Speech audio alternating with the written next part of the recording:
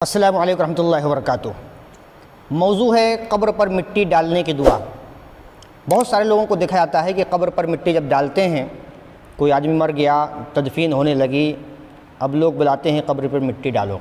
لوگ جاتے ہیں مٹی ڈالنے کے لیے، تو پہلا لفظ ڈالتے ہیں تو منہا خلقناکم پڑھتے ہیں، دوسرا لفظ ڈالتے ہیں تو وفیہا نعیدکم پڑھتے ہیں، اور تیسرا لفظ ڈالتے ہیں تو منہا نخرجکم تارۃ اخری یہ پڑھتے ہیں۔ اور یہ آیت کریمہ سورہ طٰہٰ پارہ نمبر 16 آیت نمبر 55 کی آیت کریمہ ہے۔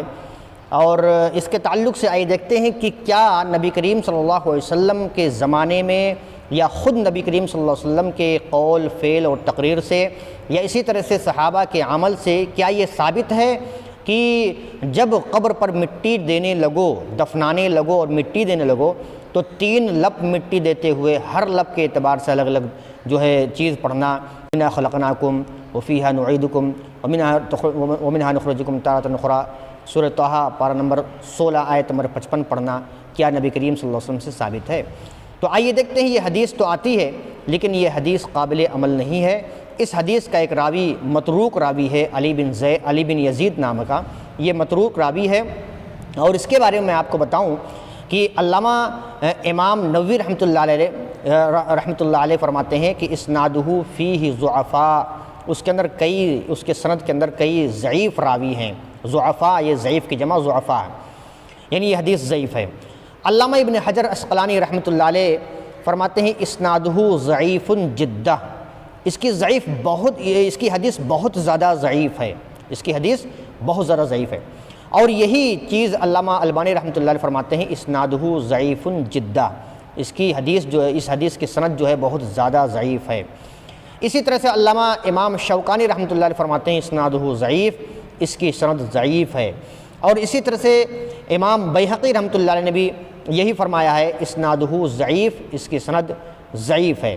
ایک حنفی عالم شعیب ارناؤت رحمۃ اللہ علیہ فرماتے ہیں اسنادہ ضعیف جدہ، اس کی سند بے حد ضعیف ہے، یعنی بہت زیادہ ضعیف ہے۔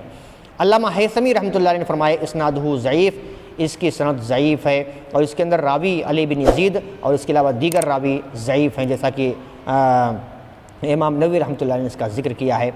اب یہاں پہ ایک سوال پیدا ہوتا ہے، سوال یہ ہے کہ اگر یہ چیز پڑھ لیں تو قرآن کی آیت کریمہ ہے، کیا حرج ہے؟ قرآن ہی کی آیت کریمہ کیا حرج ہے؟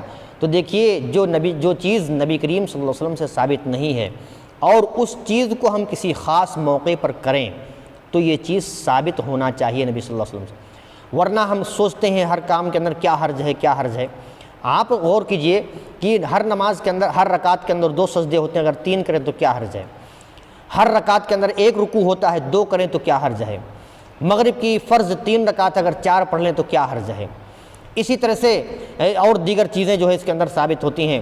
تو کہنے کی بات حرج کیا ہے؟ حرج ہے اگر وہ خاص کام جو آپ عمل کر رہے ہیں، ہم عمل کر رہے ہیں، کوئی خاص کام جس کی خصوصیت کے دلیل نبی کریم صلی اللہ علیہ وسلم سے ثابت نہیں ہے، تو اس کے بارے میں، اور وہ چیز ثابت بھی نہیں ہے، اس کی سند ضعیف ہے، وہ حدیث بھی ضعیف ہے، اس کے بارے میں نبی کریم صلی اللہ علیہ وسلم نے فرمایا تھا، صحیح مسلم کی روایت ہے، 1718 نمبر کی حدیث ہے، من عامل عملا لیس علیہ امرنا فہو رد، جیسا کہ اکثر و بیشتر یہ حدیث پڑھی جاتی ہے کہ جس نے کوئی ایسا عمل کیا جو ہماری اس دین کے اندر نہیں ہے، ہماری شریعت کے اندر نہیں ہے، ہمارے حکم کے اندر نہیں ہے، فہو رد، اس کو رد کر دیا جائے گا، وہ قابل قبول نہیں ہوگا، اس کو پھینک دیا جائے گا، ردی کی ٹوکری میں پھینک دیا جائے گا، وہ عمل جو نبی کریم صلی اللہ علیہ وسلم سے ثابت نہیں ہے۔